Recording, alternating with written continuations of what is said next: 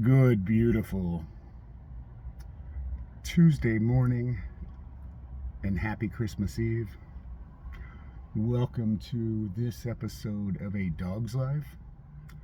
My name is John. I am your host. And this is our collective journey of being better versions of ourselves. This is actually yesterday's episode. The day worked out to where I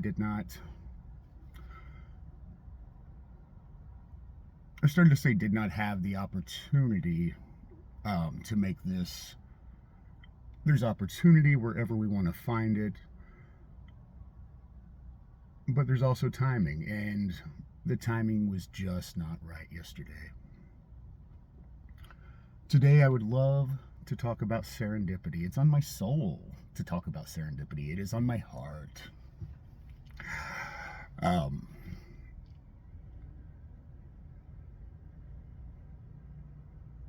thinking about the day of the week. The holiday has me thrown off. So this is Tuesday morning. So Sunday evening, get myself back on track here. Don't let myself be a squirrel and be like, "Mah, mah." Sunday evening. Could not sleep. So I'm out in the middle of the night. 2 a.m.-ish.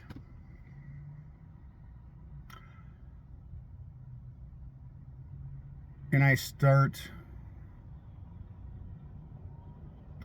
I'm out about 2 a.m.-ish.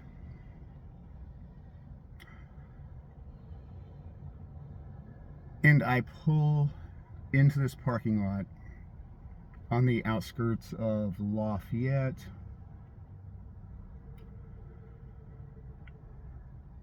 And as I pull in,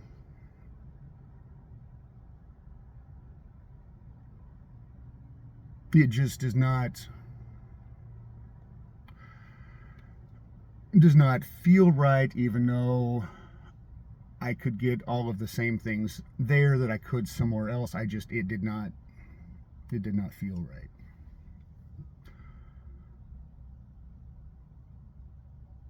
So I turn the truck back on. I drive about 4 miles to a gas station / truck stop on the outskirts of town again, right off of a major highway.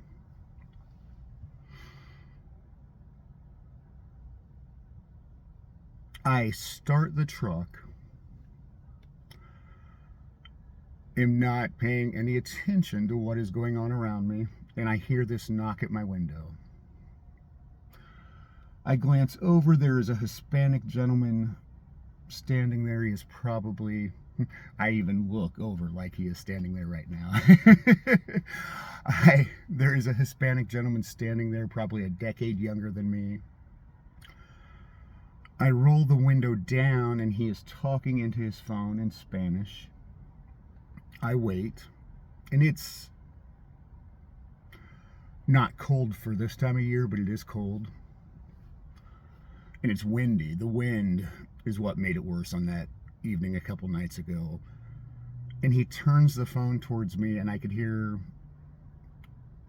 his female child speaking to me, and she just said, "We are broke down about a road over. Is there any way you could tow us?" I ask a couple questions because I do not have my toolbox in the back of my truck at this moment about like a tow strap and stuff, and she says it to her dad in Spanish, and he says yes, yes. And I say all right. I find out after the fact that I still do not have the full picture of what is going on. But okay. You know what? We are all meant to be here for each other. So he gets in the passenger seat, still has his daughter on speakerphone, and I pull out and we're pulling off and we get on the road. He starts pointing to an off ramp for the interstate, and it's an off ramp, so I cannot go up it.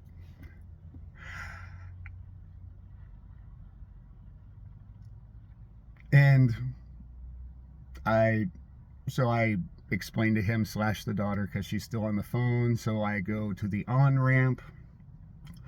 I have to go up an exit, and as we get back on the highway, I see a 3/4 ton pickup with a very large camper behind it with its flashers on. And I point over it. I said, "Is that you?" And he said, "Yes." I don't have the hitch on my truck at the moment.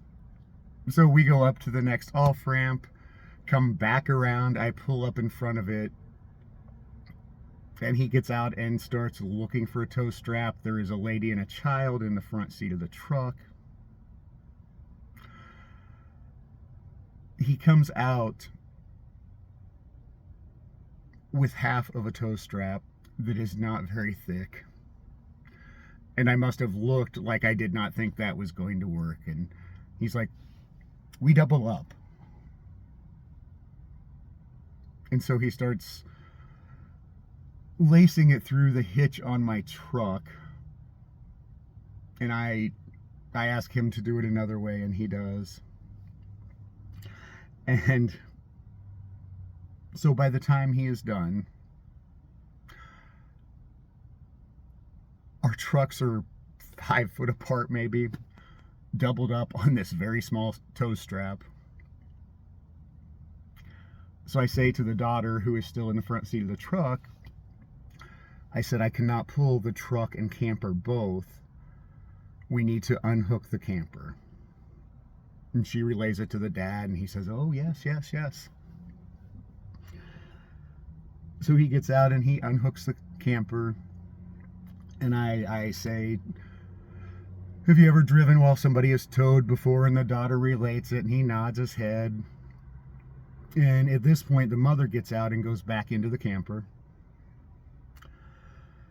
So off we go, 5 foot apart, in the middle of the night. We get off of the highway and down the ramp, and I pull into the truck stop / gas station on the backside where the semis are at, because he had tried very hard to explain what was in his head. And as I pull in, I got out of the truck and he shook his head no. And then he points up to the next parking lot. So we pull out of that one and I tow him into the next one and see there is a diesel mechanic there, a shop, obviously not open. And I pull up in front of the door and we disconnect.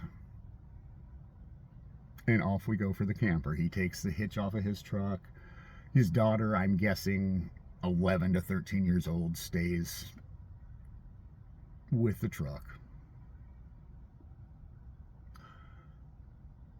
As we are going back to get back on the highway, he introduces himself. His name was Ruben. I had seen that he had Wisconsin state plates. I am in Indiana.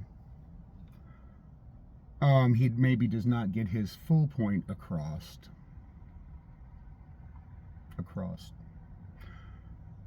But I come to understand that they are on their way to Florida for Christmas. That his wife stayed in the camper because his 3 young sons are in there.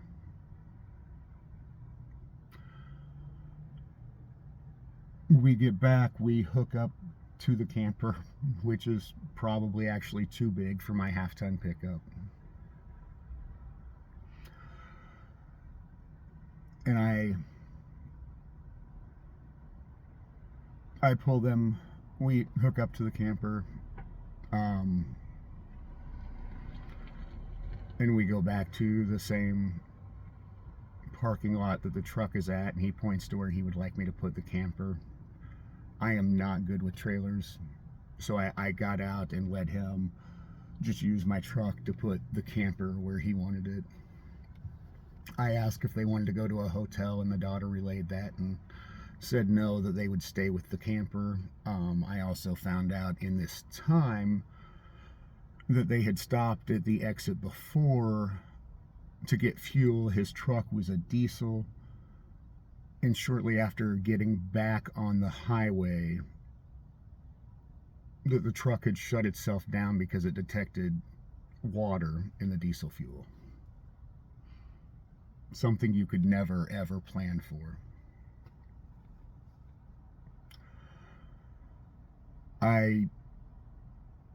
He thanks me, we part ways. But serendipity.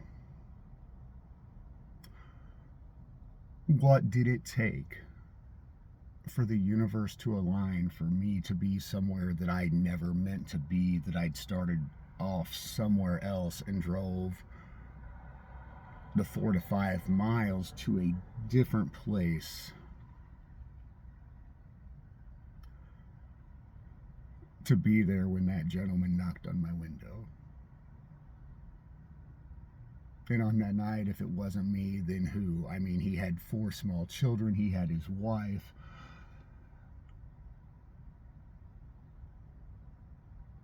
If I had not been there, he could have knocked on the window of somebody that would have taken advantage of the situation, someone that could have meant them harm. I mean, the universe just aligns us all for reasons. There's serendipities that we will not even ever understand. And in really thinking about that story, it was on my heart a few months ago. We did an episode about a down on his luck gentleman named Cooper in New Orleans, who a friend of mine serendipitously had interacted with when her and her daughters were on vacation. Because had her and her daughters not been there that day, who would have been there for Cooper when he could not even lift his head off of the parking block in the parking lot?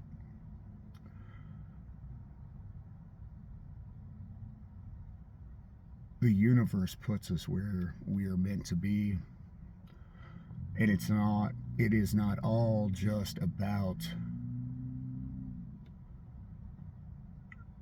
the Coopers of the world. It's also about the Rubens. That ended up being that gentleman's name, Ruben, that I helped 2 nights ago.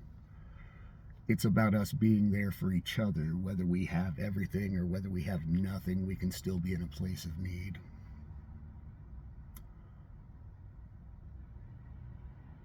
In this season of giving, I encourage each and every one of you to go into your day just being open, being receptive to listening to your intuition when it tells you to do one thing instead of another.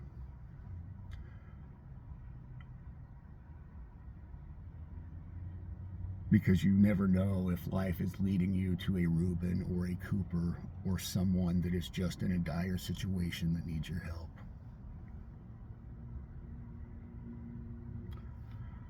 I love you all. If no one has told you today, I am proud of you. You are worthy, and I am thankful for you. Be blessed.